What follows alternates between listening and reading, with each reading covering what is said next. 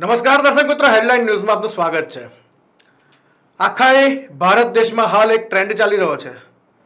એક તરફ બેનર લાગી રહ્યા છે કે આઈ લવ મોહમ્મદ, તો બીજી તરફ બેનર લાગી રહ્યા છે આઈ લવ મહાદેવ।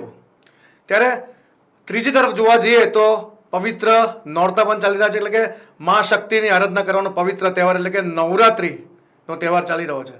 અને આ પર્વના સમયે જ એક ટ્રેન્ડ ઊભો થાય છે અને આ ટ્રેન્ડ કેટલો ગંભીર છે એની પર ચર્ચા કરીશું, કારણ કે આ ટ્રેન્ડ ધીરે ધીરે આખા દેશમાં પ્રસરી રહ્યો છે।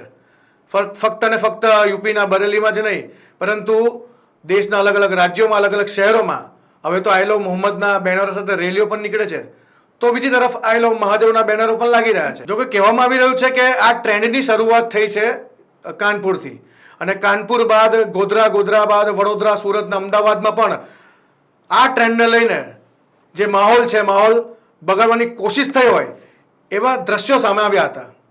દર્શક મિત્રો, સૌથી મોટો સવાલ તો એ છે કે આ આઈ લવ મોહમ્મદ અને આઈ લવ મહાદેવના ટ્રેન્ડમાં આગળ જતા આ ટ્રેન્ડ કેટલો ગંભીર બનશે અને આની પાછળ કઈ તાકાતો કામ કરી રહી છે, આની પાછળ કયું નેટવર્ક કામ કરી રહ્યું છે, કારણ કે હવે તો રાજકીય મોરચે પણ આ મુદ્દાને લઈને ગરમાવો જોવા મળી રહ્યો છે। દર્શક મિત્રો, આવનારા સમયમાં ઇલેક્શન પણ આવવાનું છે। હવે જોવાનું એ છે કે આજે આઈ લવ મોહમ્મદ અને આઈ લવ મહાદેવનો જે ટ્રેન્ડ ચાલી રહ્યો છે ને એની એક નાની ચિનગારી છે।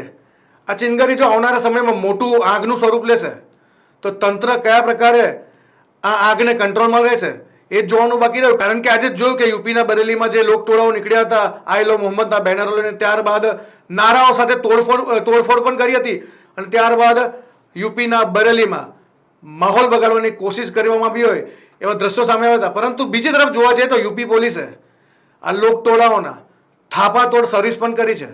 દર્શક મિત્રો, હવે જોવાનું એ જ છે કે જો આ ચિંગારી છે એને ચિંગારી રહેવા દેવામાં આવે, તેના માટે સરકારે, તંત્રે કયા પ્રકારના પગલાં અત્યારથી લેવા જોઈએ એ જોવાનું બાકી રહ્યું।